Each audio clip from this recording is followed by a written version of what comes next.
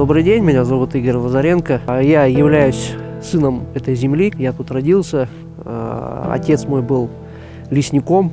Пригласили меня на этот проект вести надзор по строительству, по экологии, чтобы были соблюдены нормы, соблюдено качество. Что мне нравится именно в этом строении, что применяются экошурупы, что не вредят общей экологии этого ущелья, не нарушая ландшафт горный и сохраняя эту землю. У нас применяются здесь экологически чистые виды древесины, минимум химических материалов. Я думаю так, что туристы будут ехать со всего мира, будет интересно это всем.